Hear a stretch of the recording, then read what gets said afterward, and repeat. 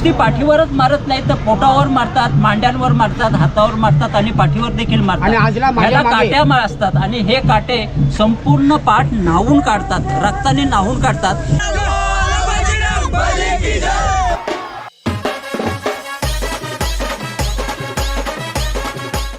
तर कसं काय मित्रांनो, आय होप तुम्ही सगळे मजेत असाल, मजेत असलंच पाहिजे, कारण की तुम्ही आपला ब्लॉग बघता, त्याचं नाव आहे नित्यरंग.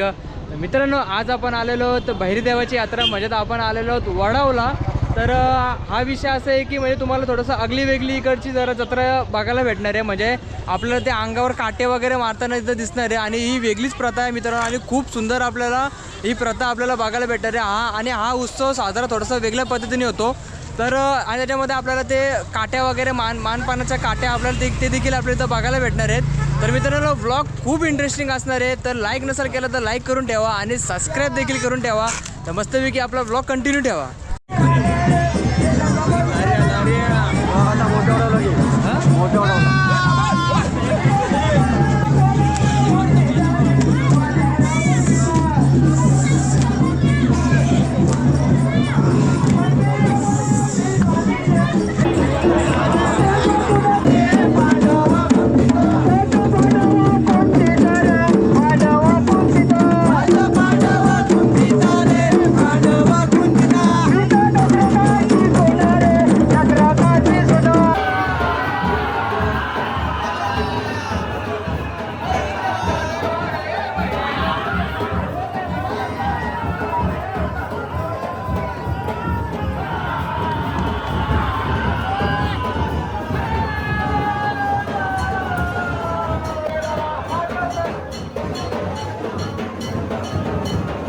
तुम्ही हातामध्ये धरलं आहे, याची पण काय विशेषता आहे आणि याचा काय आजचा दिवसाचा मान आहे हे देखील तुम्ही सांगा या आपल्या व्हिडिओच्या माध्यमातून.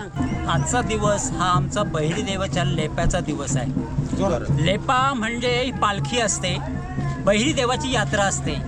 ही यात्रा आम्ही सकाळी 7 वाजल्यापासनं प्रथम देवाचं दर्शन होतं.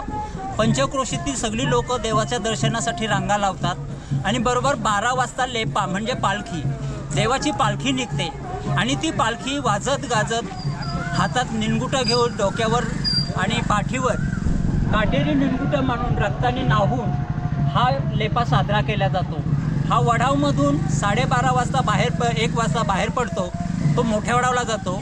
मोठ्या वडावमधून दीव नागेश्वर देवळात जातो. नागेश्वर देवळामधून पुन्हा वडावला येतो आणि 4:30 वाजता इथे त्याची सांगता होते.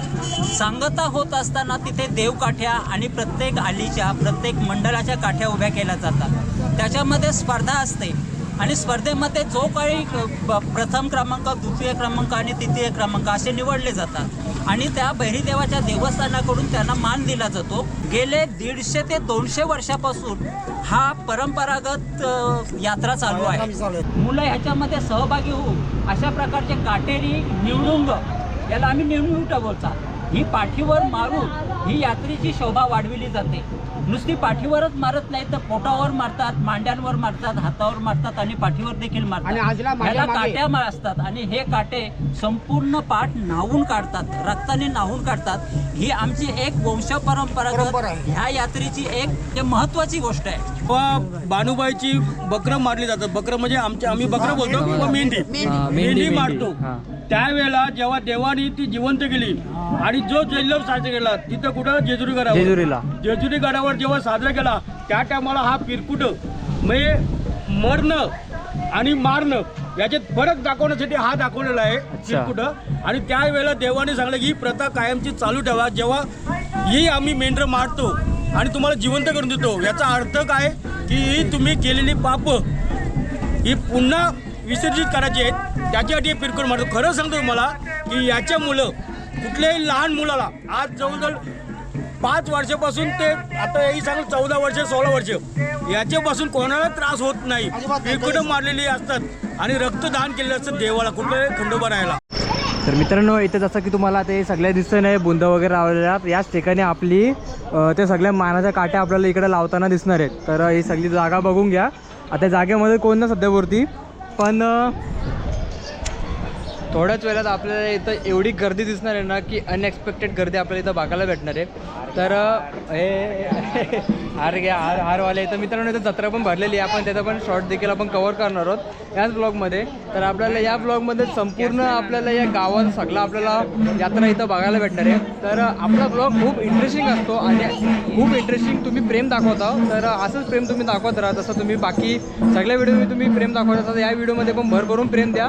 तर मस्तपैकी आपला ब्लॉग कंटिन्यू ठेवा, अजिबात सोडून जाऊ नका. तर मित्रांनो ही जी आपल्याला इथं काठी बघायला भेटते, जी येल्लो कलरची आहे, ती आपल्याला जय मल्हार यांची आपल्याला काठी इथं बघायला भेटते. आणि सगळी आपली पोरं इथं खूप आपले पद्धतशीर इथं काम करताना दिसतं इथं. तर दादा आपली ही जी काठीचं काम आहे तुम्ही कधीपासून करायला घेता तुम्ही लोकांनी? काल रात्रीपासून काय?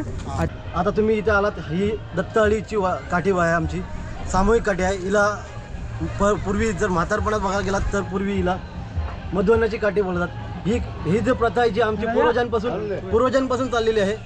पूर्वजांपासून सांगायचं बोललात तर सर्वात महत्त्वाचं म्हणजे जेव्हा आपले पूर्वज जेव्हा आपले इथं आगरी ढोल आगरी जेव्हा समाज आला तेव्हापासून आमचा हा समाज चालू आहे. आणि तेव्हापासून आमच्याकडे ही प्रथा चालत आलेली आहे. म्हणून साधारण या काठीला जवळजवळ 550 ते 600 वर्षापूर्वीचा इतिहास आहे. आणि तेव्हापासून आमचं आगरी समाज हे आजवर काठ्यांचं स्पर्धा चालू आहेत. आणि या गावामध्ये आमच्या 3 प्रकारच्या काठ्या आहेत. एक अंजनी कुमार, दुसरा दत्तगुरू आणि तिसरा एक राधाकृष्ण.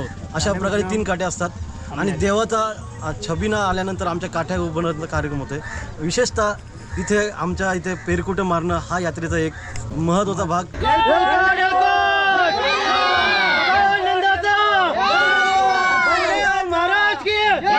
वडावगावची शान, या वडावगावचा मान, अशी बहिणदेवाची यात्रा आज या वडावगावामध्ये संपन्न होत आहे. आणि यात्रेतील खास आनंद म्हणजे ढोल वादक आणि गाणी बोलणे. धन्य अंजनीच्या सुतारे, अंजनीच्या सुतारे, अंजनीच्या सुतारे, अंजनीच्या सुतारे. त्याचं नाव हनुमंत रे, नाव हनुमंत, त्याचे नाव हनुमंत रे, नाव हनुमंत. रोजा केला सीतारामाला भेटले रे, ऐसा हनुमंत उपकारी रे, हनुमंत उपकारी, ऐसा हनुमंत उपकारी रे, हनुमंत उपकारी. त्यांनी सीता शोध केला रे, सीता शोध केला. बजरंग बली की जय, बजरंग बली की जय.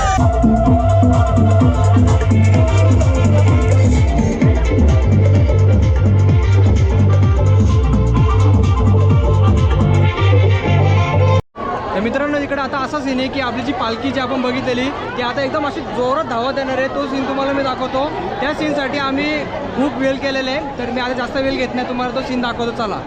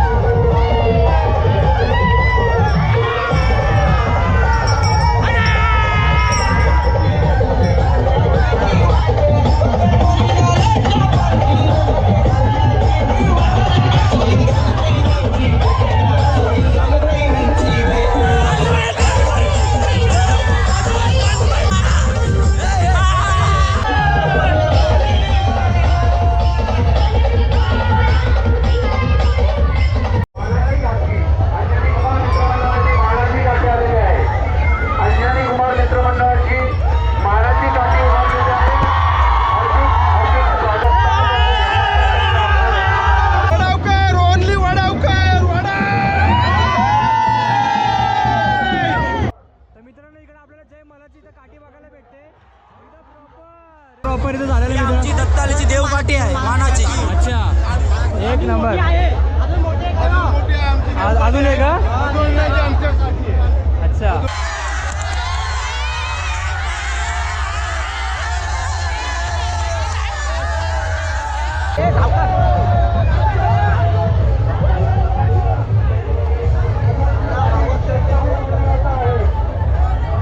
तर मित्रांनो आपल्याला ही जी तर राधाकृष्णाची आपल्याला इथं काठी जी आहे पूर्ण मानाची काठी इथं बघू शकता कसली मोठी आपल्याला इथं बघायला भेटते. आणि पोरं आता उचलणार एकदम पद्धतशीर तिथं बघू शकता कमीत कमी आपल्याला इथं 80 ते 100 लोक आहे आपल्याला या काठी इथं पोहोचवताना दिसतं इथं. त्याच्यातून जास्त पण मित्रांनो असू शकते. तर आता बघा एकदा ॲक्युरेट ही जागेवर आपल्याला त्या जागेवर अशी उभं करताना दिसणार आहे. आता बघा तर मित्रांनो इथं बघा सगळी आपली पोरं इथं तयारीत लागलेली आहेत आता. तर काही क्षणामध्ये ही काठी आपल्याला अशी इथं वर लागेल दिसणार आहे. तर खूप मजा येणार आहे बघायला. आणि बघा पोरं किती आपले मेहनत करतात आणि त्या असं तर लाकडं बिकडं सोडून आपल्याला पोरं इथं असे काम करताना दिसतात आहे मित्रांनो. तर ही काठी आता लवकरच आपल्याला अशी वरती जागा दिसणार आहे. हायकर तर आपण जरा एका कोपऱ्यामध्ये जाऊन थांबू कारण की नाहीतर मग आपली पण बिल्डिंग सेट होईल. तर चला आता मित्रांनो थोड्याच वेळात आपल्याला इथं पालखी तर बघायला भेटणार आहे. ओ भाई साहब तर मित्रांनो बघा इथं काठी आपली पहिली उचललेली आहे.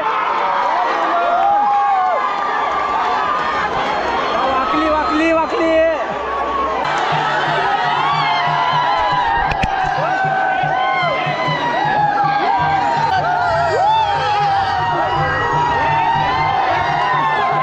तर मित्रांनो बघा कसली आपल्याला इथं उंच काठी तर बघायला भेटते. आपण जसं की तुम्हाला बोललेलो की खाली असल्या एवढा का वाटत नाही, पण तीच काठी जर वरती गेली तर खूप आपल्याला मोठी इथं बघायला भेटते. तर मित्रांनो आपल्याला अजून एक काठी तर बघायला भेटते. ही बघा इथं आणि आपल्याला एक मानाची काठी तर बघायला भेटते.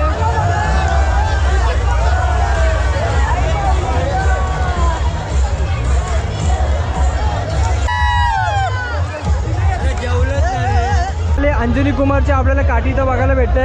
ही पण आपल्याला तेवढीच उंच आपल्याला बघायला भेटणार आहे. तर आता तिथं काठी लागलेली आहे. आता ही बघूयात ही किती उंच जाते ते बघूयात. तर मित्रांनो इथं आता बघा आपल्याला काठी उचलताना बघते. इथं बघा कसली काठी उचलली बघा मित्रांनो एका झटक्यात. आणि इथं बघा खाली कशी एकदम सपोर्ट होतं मित्रांनो. बघा काठी चढलेली वरती.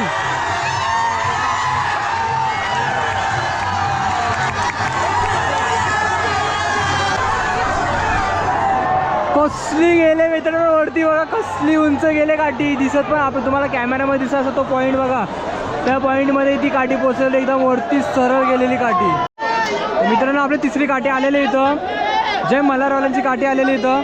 तर कसली मोठी आपल्याला इथं पालखी इथं बघायला भेटते. कसली इथं बघा तर खालचा पण बुंदा बघा कसला मोठा इथं बघा. तर मित्रांनो आपली काठी उचललेली बघा माझ्या जस्ट डोक्याच्या वरती आणि तुटली. काठी तुटलेली आहे. मित्रांनो अशा प्रकारे आपली काठी इथं झालेली थोडीशी मधनं जरासा थोडासा हिचका बसलेला झाला. आता ही काठी आता परत आपल्याला खाली घेतली जाणार आहे बघा.